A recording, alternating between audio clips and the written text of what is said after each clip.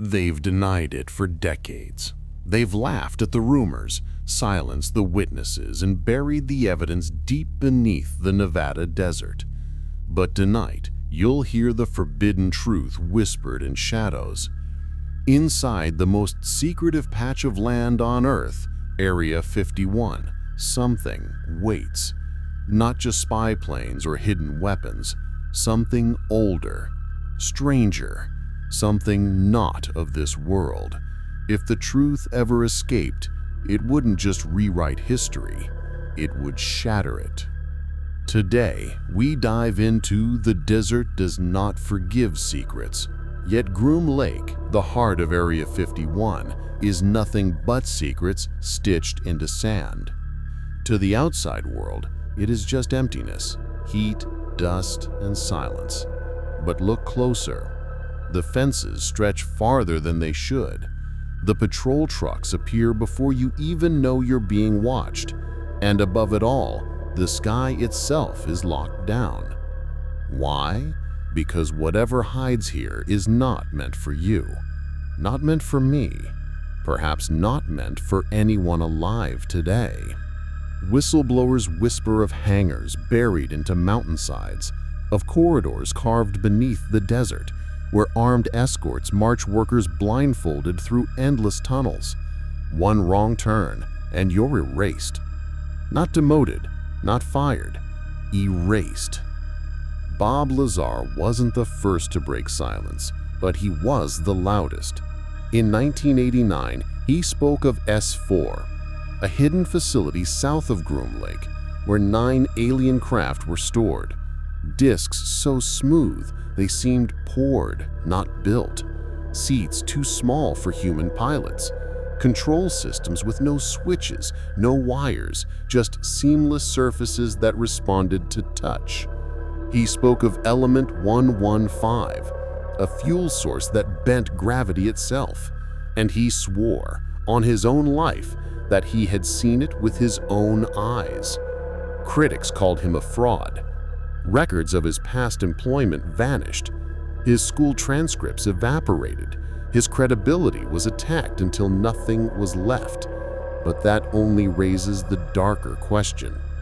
If he was lying, why erase his history? Why strip away every trace of the man who spoke it?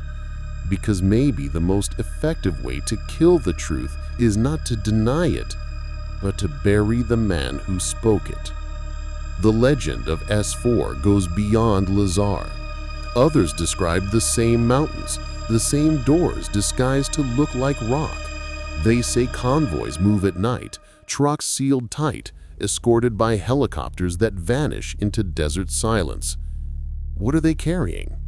Not engines, not wings, but something far stranger. Picture this, a silver disc, 30 feet wide, sitting on supports in a dim hangar. Teams in white suits crawl around it, whispering into radios. The air smells of scorched metal and ozone.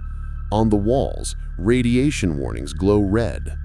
And every worker knows, if they see too much, if they understand too much, they won't be leaving tonight. Some insiders claim they saw briefings, notes that spoke of ancient craft unearthed from deep beneath the earth. Others say the wreckage came from crashes, Roswell in 1947, Aztec in 1948, even more in decades we never heard about. Each one shipped under tarps, hidden in convoys, ending up here. And if the machines were found, then so were the pilots. The whispers of bodies are the darkest of all. Small, gray, fragile, stored in sealed chambers with airlocks and decontamination showers. One alleged medic described a gurney in a cold-lit room, a figure lying still beneath a sheet. He was told never to speak of it, but he couldn't forget the hands. Thin, long, not human. Officially, these are dummies, high-altitude crash mannequins, a clever excuse for those who demand answers. But eyewitnesses insist dummies don't bleed, dummies don't twitch, and dummies don't stare back. Step outside the base, and the desert itself tells the story. Ranchers have seen lights dart across the night sky, silent, angular, impossible. Pilots whisper of orbs pacing their jets, then vanishing in an instant. Hikers describe glowing spheres hovering just feet above the sand before darting away faster than the eye can follow. What's flying above Groom Lake isn't experimental stealth. It isn't drones. It's something else. And the government knows it. Why else keep the skies locked tighter than Fort Knox? Why else station camouflaged patrols on ridges, tracking every civilian with binoculars and scopes? Why else threaten, intimidate, and seize cameras the moment someone glimpses what shouldn't be seen? Because the truth isn't just hidden, it's hunted.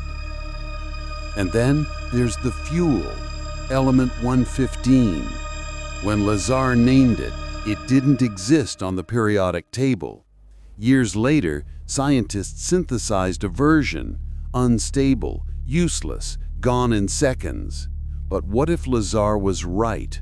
What if a stable isotope exists, harvested from beyond our solar system, capable of bending space-time itself? Imagine a craft not moving through air, but folding the distance between 2 points. No wings, no noise, no heat, just vanishing from one spot and appearing in another. That's not science fiction. That's physics. Physics we don't yet understand, but physics someone does. If that's true, then Area 51 isn't just a military base. It's the vault of humanity's greatest stolen treasure. But here's the betrayal that cuts deepest. If these machines exist, if this fuel exists, then so does the technology to transform our world. Unlimited energy, instant travel, the end of fossil fuels, of war over oil, of collapsing economies built on scarcity, a planet rebuilt overnight. And yet, nothing. Why? Because secrets aren't meant to save you. They're meant to control you. Those who guard Area 51 know this. They know what lies in the hangars, under the tarps, in the vaults underground. And they know what would happen if you knew too. Would the world unite or collapse into chaos? Would governments lose control? Would corporations crumble when their industries became obsolete overnight? Ask yourself, who benefits more from hiding the truth? The people or the powerful? The government denied Area 51 existed for over 50 years. Then in 2013, they finally admitted it, but only as a testing site for spy planes like the U-2. Nothing more, they claimed. Just jets, just history, just Cold War relics. But think about it. If they lied about the base existing for half a century, what else are they still lying about? Why expand the runways, build new hangars, and extend underground facilities if the spy planes are long gone? What are they testing now? What demands such absolute silence, such iron control, such ruthless secrecy? It isn't about national security anymore.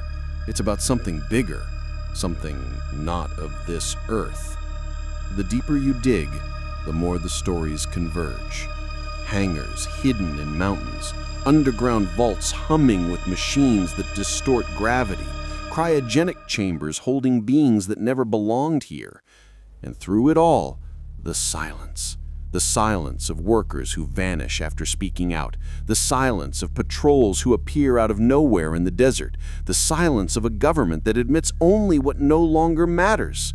Because the truth, the real truth, would unravel everything. And yet, the lights still appear. The desert still whispers. Witnesses still see. And somewhere inside Area 51, beneath Groom Lake's pale, cracked floor, behind hangars that blend into the mountain itself, the answers remain. Answers we are never meant to have. So, what do you believe hides in the Nevada desert? Just experimental jets, or the ultimate vault of alien secrets, technology, bodies, and truths too dangerous to reveal? One thing is certain. If even a fraction of these whispers are true, then the world we think we know is a lie. And the deeper question, the one they never want you to ask, is this: if Area 51 is hiding the truth about aliens, what else are they hiding?